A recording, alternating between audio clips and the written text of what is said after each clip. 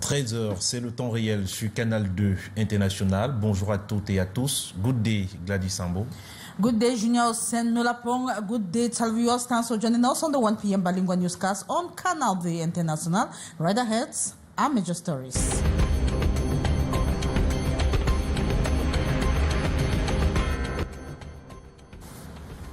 And just over 24 hours after the Prime Minister's working visit to Bamenda, chaos erupted in the city as armed men stormed a dreamless snack bar at Maitungkwen, Bamenda 3 subdivision, leaving one person dead and seven others injured. The early Monday morning assault allegedly linked to a retaliatory operation by defense and security forces. You shall have details in this newscast. À Yaoundé, fin des rencontres RDPC pour la présidentielle d'octobre 2025. Le message du chef de l'État, Paul Biya, a été transmis aux membres du gouvernement et parlementaires des différentes régions du pays. Hier, mardi 8 juillet 2025, les déclarations sorties de l'audience réservée au littoral, ces déclarations ont cristallisé l'instant. Des détails dans un instant. And a gang of suspected criminals who have been terrorizing the population of Yaoundé 5 have been neutralized by forces of the Ngusso Gendarmerie. The culprits fell into the darknets of the security forces in course of their latest attack on city dwellers at the Omisport neighborhood. Those were major stories. Stay on for developments.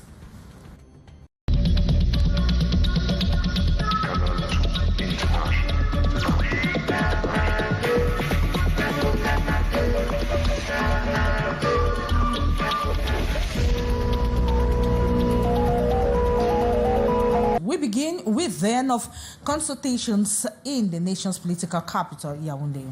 Eh bien, je vous le disais en titre, au terme d'une série de rencontres d'une semaine au palais des Toudis à Yaoundé, le message du chef de l'État a été transmis aux membres du gouvernement et parlementaires des différentes régions. Hier, mardi 8 juillet 2025, les déclarations sorties de l'audience réservée au littoral ont cristallisé l'instant. Les troupes sont prêtes.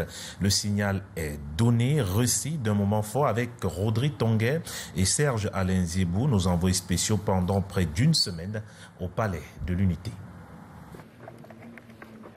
Le rideau tombe comme emporté par une légère ondée de juillet. Ici, au secrétariat général de la présidence de la République, le balai des consultations s'est refermé ce mardi en soirée. Une semaine durant, c'est la quasi-totalité de la voix gouvernementale et parlementaire qui aura défilé dans la salle B324 du secrétariat général du Palais des Toudis, recevoir le message. Résultat, une mobilisation en ordre de marche.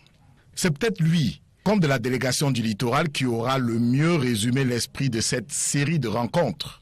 À la sortie de la délégation régionale, il lance cette formule. Ce que je retiens, c'est que le secrétaire général nous a confirmé, car j'ai cherché en réalité d'une confirmation, c'est que le président Paul Biya sera bien le candidat, n'est-ce pas, du RDPC à la prochaine élection présidentielle. Ce que nous avons accueilli avec beaucoup de satisfaction. Le message est transmis, il s'adresse à la base, aux militants, aux intermédiaires. Il appelle un déploiement spécial, un écho net à quelques heures de la convocation du corps électoral. En dehors du sénateur Etame Massoma, les figures majeures du RDPC littoral, le jeune Bella Mbella, ministre des Relations extérieures, Narcisse Mouelekombi, ministre des Sports et de l'Éducation physique, Ernest Ngale Bibehe, ministre des Transports, tous unis dans un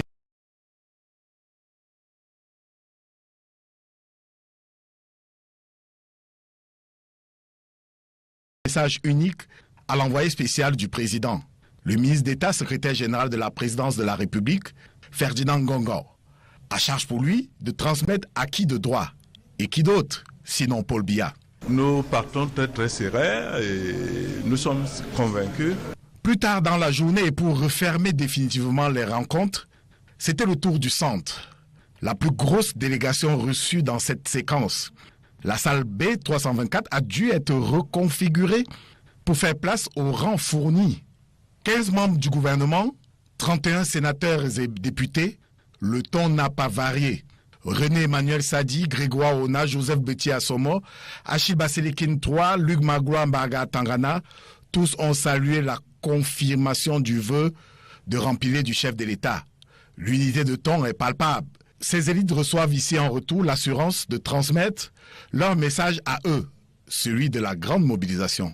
Je sors de cette réunion pleinement rassuré sur les engagements que vous avez pris, sur les messages que vous m'avez demandé de transmettre au chef de l'État. Je vous confesse qu'il n'a jamais douté du soutien avec un plaisir particulier que je lui transmettrai des messages de soutien indéfectible, de soutien massif.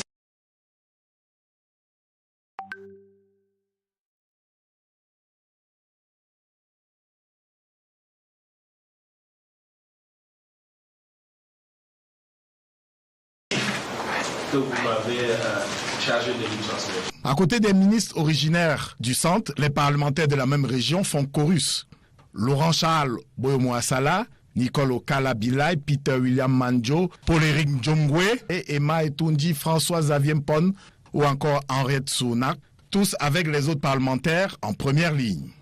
Le leitmotiv, les équipes sont en ordre de bataille, est répété. Le président du comité stratégique de campagne du candidat Paul Biya pour la présidentielle de 2025 a tout entendu. Il ne manque plus que la convocation officielle des électeurs. Dès lors, la mécanique pourra s'enclencher. Eh bien, l'Assemblée nationale a clôturé sa session ordinaire ce jour après un mois intense de travaux avec la tenue des plénières spéciales, des ateliers et autres sur des thèmes aussi divers que variés, touchant directement à la vie des Camerounais. Au terme de cette session, 3 textes de loi ont été adoptés. Retrouvons sur place nos reporters Joël Njom 3 et Michel Foucault. Joël, bonjour. Eh bien, la seconde session ordinaire de l'Assemblée nationale se referme ce 9 juillet ici au Palais des Verts Paul Biya avec 3 textes de loi adoptés. Un sur le don d'organes porté par le ministre de la Santé Manaouda Malachi, un autre sur les primes et la réassurance porté par le ministre des Finances Louis-Paul Motazé et un autre sur les PME porté par le ministre Achille Basilikin III. Mais il faut noter aussi une densité au niveau des sessions plénières spéciales, des forums. Les réseaux des parlementaires se sont mobilisés. Hier encore se tenait le tout premier forum sur l'incivisme au Cameroun sous l'égide du réseau des parlementaires pour l'éducation, la formation professionnelle et la jeunesse. Il faut noter aussi cette plénière spéciale tenue dans la salle de commission Kava-Yégué d'Ibril portant sur la problématique des vaccins. Eh bien, les parlementaires se sont assis avec les acteurs du secteur de la vaccination au Cameroun afin de mettre sur pied un fonds pour pouvoir reprendre la main au moment où les Américains viendraient à partir en 2028. Il faut noter aussi cette plénière spéciale où le réseau pour la promotion du genre de l'Assemblée nationale a tenu à évoquer les questions des violences physiques, des violences basées sur le genre. C'est donc une session dense et intense qui se referme ici au Palais des Verts Paul Biya. Mais lors de son discours de clôture, le président de l'Assemblée nationale a invité les parlementaires alors que la présidentielle pointe à l'horizon. Il a invité les parlementaires à œuvrer afin que les élections présidentielles soient apaisées, que la paix règne. Palais des Verts Paul Biya pour la clôture de la session du mois de juin. Joël Njom 3 et Michel Foucault. À présent, rendons-nous à Bamenda avec vous, Gladys Sambo. Thank you so much, Junior Hussein. And just 24 hours after the Prime Minister's walking visit to the city, chaos erupted as in the city as armed stormed the Dreamland snack bar in Maitsungkwen, precisely in the Bamenda 3 subdivision, leaving 1 person dead and several others injured. The early Monday morning also suspected to have been carried out by separatist fighters was followed by the discovery of 5 bodies in different neighborhoods, and it is allegedly linked to a retaliatory operation carried out by defense forces. Let's have the details with Sheriff Saleh and Anye Kolensani. Yes. Barely over 24 hours after the Prime Minister ended a walking visit to Bamenda, an armed gang is reported to have staged an attack on a recreational facility in town. On the night of Sunday breaking Monday, Dreamland Snack Bar at Mile 2 in Bamenda 3 subdivision came under heavy attack from a group of armed men.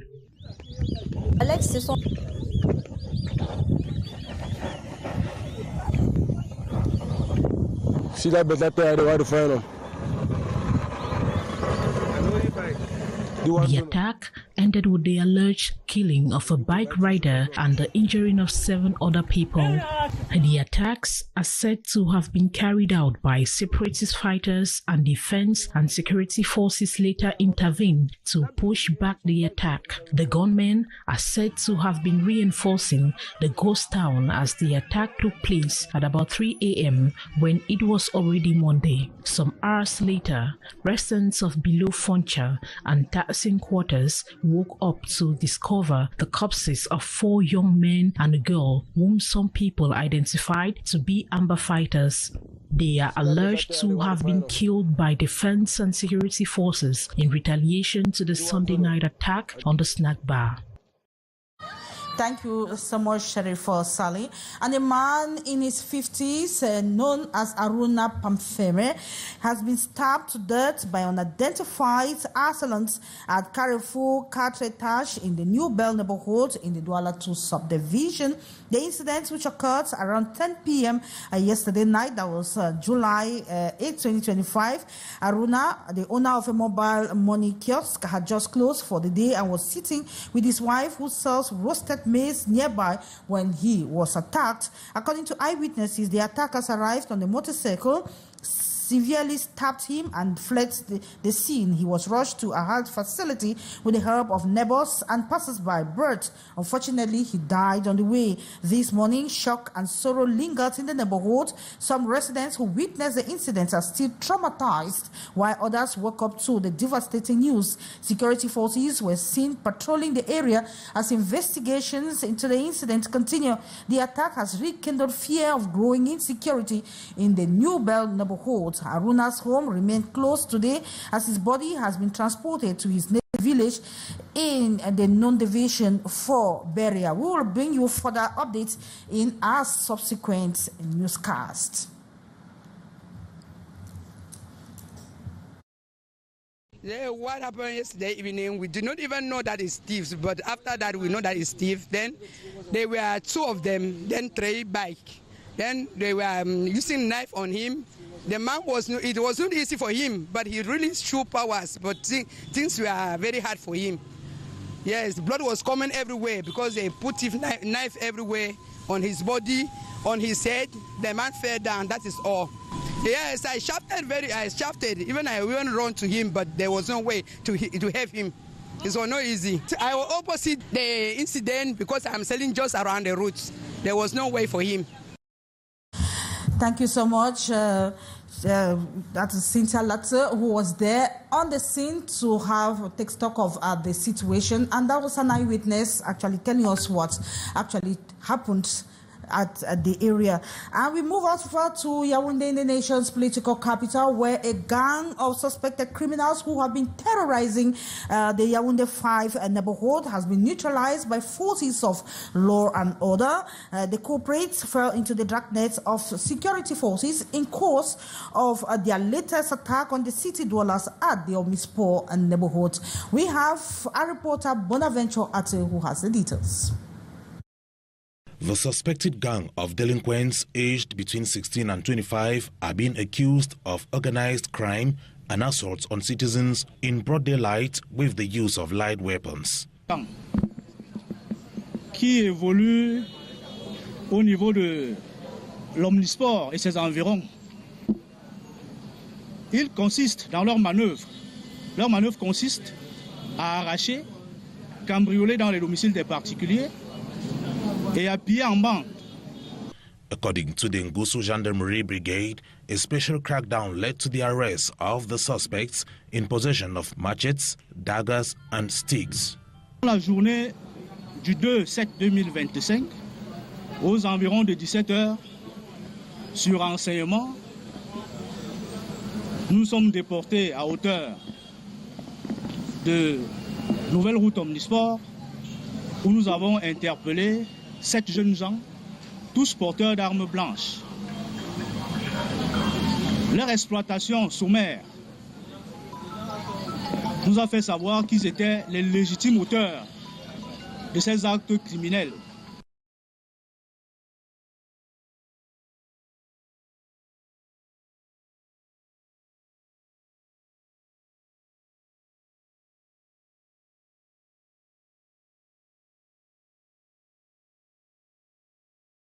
The population of the Yaoundé 5 municipality have been in panic since the alert of the presence of the so-called microbes in their neighborhoods. This is the third time that the gang of microbes has attacked the inhabitants of the political capital Yaoundé. The last was at the Mokolo market on June 5. The Nkozwa and Olembe neighborhoods have also experienced the atrocities of the much talked about criminal group that has been existing for about 5 years in the city of Douala.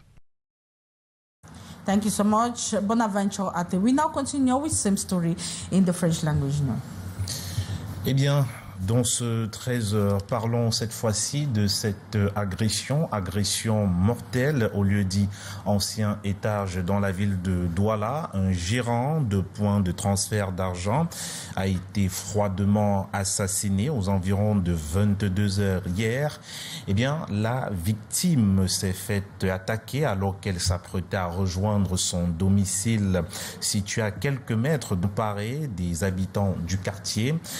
Il faut dire que les forces de maintien de l'ordre sont en ce moment sur le terrain pour s'enquérir de la situation. Eh bien, retour sur les faits avec un témoin au micro de Siri Kwakam et d'Henri Tinda. Le monsieur a fini son travail, il est passé devant moi avec le parapluie. Dès qu'elle arrive devant sa femme, là, ça lui sa femme. Donc les deux gars là, il ne sait pas là où les deux gars sont sortis. Il a vu comme un sein comme des bagarres. Après, il voit qu'ils sont sortis, le couteau, des couteaux. C'est là où il criait que c'est les bandits. Il écrit bandit, bandit, sauvez-lui, il va mourir. C'est les bandits, donc il n'y avait pas les gens. Comme il y avait déjà la pluie, tout le monde était déjà fermé. Et rentré, ça a passé comme ça. Après, lui-même a pris le courage. Il a suivi les bandits. Avant de tomber, nous, on est parti soulever le sang sorti déjà partout. C'est ça qu'il a vu. Après, là, il n'a plus compris ce qui s'est passé. C'est ça. Moi, j'ai eu peur. Ce n'était pas facile. Ce n'était pas facile, papa. On n'est pas en sécurité. Dans ce journal, nous nous intéressons à présent à vos cheveux. Que deviennent justement vos cheveux après la coupe chez le coiffeur? Une rumeur est présente et laisse parfois planer le doute sur des intentions qui seraient malveillantes. Notre stagiaire Freddy Ngwanan s'est rendu dans quelques salons de coiffure dans la ville de Douala. Voici son reportage. Avez-vous déjà songé à connaître l'utilisation qui est faite de vos cheveux après la coupe? À cette préoccupation, les usagers ont cette réponse commune. C'est que quand je vais au salon de coiffure, je me coiffe, bon, je me lève, je m'en vais. Je suis régulier dans le salon de coiffure, donc quant à la suite, sincèrement, je ne fais pas allusion. Si cette question se pose, c'est que la rumeur d'intention malveillante est souvent présente. Les cheveux seraient utilisés pour des pratiques qualifiées de mystiques. J'ai entendu parler de ça. Au niveau de notre passe Saint-Nicolas, même j'étais au courant juste parce qu'il y a eu les rumeurs comme ça et celle-là est revenue là-bas. Pratique mystique, non. Prendre la chance des gens, multiplier les forces. Pour contrer cette information souvent chuchotée, les coiffeurs ont un argument commun. Bon, les cheveux, on balaye et puis on les jette à la poubelle. Il y a même pas avec. Il y a les gens qui coupent les cheveux pour la première fois, ils décident de partir avec. Mais la majorité, on verse à la poubelle. Vraiment, quand on finit de coiffer le client, après finir avec lui, on le passe au bar de lavage. Après le lavage, dès qu'il part, on balaye, on remet les cheveux dans la poubelle. Parmi eux, certains découvrent la rumeur au moment de notre reportage. D'autres, néanmoins, avouent être informés. Il a compris ça une fois, mais personne ne m'a jamais abordé à ça. C'est également le cas pour des usagers de salons de coiffure. surpris d'entendre parler de cette pratique. Chez eux, l'utilisation faite des déchets de leurs cheveux leur importe peu. C'est tout, il n'y a pas autre chose. Je m'en tiens au bon Dieu. C'est vous qui nous apprenez ça. Hein? Moi, quand je vais au salon de coiffure, on me rase, allez, on me coiffe, je me lève, je pars seulement. Si l'activité des coiffeurs pourrait être menacée par cette rumeur, ces derniers se montrent plutôt assurés. Quand on comprend ce qu'on a dit, mais quand ils viennent vers moi, ils savent que non, avec le monsieur là, ça ne peut pas arriver. Dans les salons de coiffure, le maître mot entre coiffeurs et clients est la confiance. Généralement, je ne me coiffe pas partout. Oui, je me coiffe chez un coiffeur et je suis régulier. L'activité des salons de coiffure de Douala semble éloignée de la rumeur d'une utilisation malveillante des déchets de cheveux. Ce qui, en effet, après la coupe, ne constitue pas une préoccupation majeure. La ville de Douala a accueilli hier la rencontre inaugurale de concertation entre le ministre congolais des Finances et les spécialistes en valeur du Trésor. Une séance de travail dédiée à la croissance économique du Congo. On en parle avec Cyril Kwakam et Armand Pagna. Les indicateurs macroéconomiques du Congo-Brazzaville sont au vert et pour les maintenir, le ministère des Finances, du Budget et du portefeuille congolais s'appuie sur les spécialités en valeur du Trésor de la sous-région. La rencontre inaugurale tenue ce 8 juillet à Douala, au Cameroun, a fait base une concertation permanente pour de potentiels investissements au Congo. Le ministère a initié cette rencontre pour établir un lien avec nos SVT, donc les spécialistes en valeur du Trésor. C'est pour créer en fait un cadre de concertation régulier pour échanger. L'émission des titres publics semble intéresser. L'État congolais engage diversification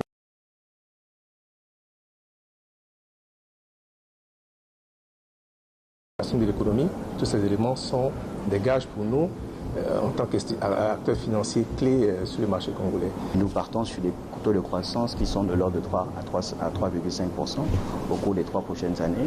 Et là aussi avec une maîtrise notamment de la dette publique, avec là aussi une perspective de réduction du train de vie de l'État. Ce sont des éléments du point de vue macroéconomique qui sont des vecteurs encourageants pour nos économies. Un échange très apprécié par les SVT. Le genre de communication est très important. Il permet de rassurer les investisseurs et de leur permettre d'envisager sereinement d'investir plus dans l'économie congolaise. L'économie du Congo reste sur une bonne pente et devrait inspirer plus d'un. Retournons à Yaoundé avec vous, Gladys Sambo. Yeah, we talk about the second ordinary session of the National Assembly that closed this July 9, 2025. This after an intense month of activities marked by plenary sessions, special plenary for the swearing in of the new members of the Constitutional Council, workshops and forums on a wide range of topics covering health, education, and more, all directly impacting the lives of most Cameroonians. At the end of the June session, 3 bills were adopted. You will have the details in our subsequent newscast. And this time around, let's talk about these 19-seater buses, commonly known as cargos, that have been plying streets in Cameroon's economic city, Douala. They are back again in service after years of absence from the streets, once banned by a prefectural order of safety reasons. For safety reasons, these buses are now reappearing cleaner and better regulated. So let's have more with our journalist or our student journalist, Bouquet Melange. Once dismissed as unsafe and disorderly, the iconic 19-seater cargos are reclaiming their place on Douala's busy streets. Their return follows new measures from the transport syndicate aimed at improving discipline and safety. From designated stops to stricter enforcement of traffic rules, everything to public confidence and government approval. C'est bien réglementé. We collaborate with the Divisional Officer of Transport and its syndicate. We work hand in hand to avoid urban indiscipline. but mostly to ensure the safety of our passengers. For many, especially in this time of high living cost, cargos provide a vital low-cost transport option. While once considered as hazard, these buses now offer a sense of normalcy for people commuting daily across the city. It's very, very easy. It facilitates my movement and it's cheaper. We carry passengers from Bonaberi here to Center Market or from Bonaberi to Ndokoti. At the times, the price go up to 300 francs. To avoid friction with authorities and to maintain order, operators and drivers have agreed on a new code of conduct ranging from passenger limits to route discipline. But the road isn't entirely smooth.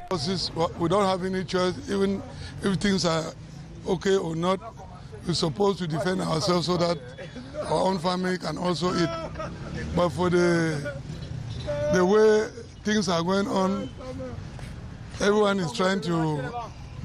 The sector continues to operate in a grey zone. Thanks to our syndicate, we are no more under restriction. We have been given the right to resume our activities back, but this time with the new name, minibuses, not cargos anymore.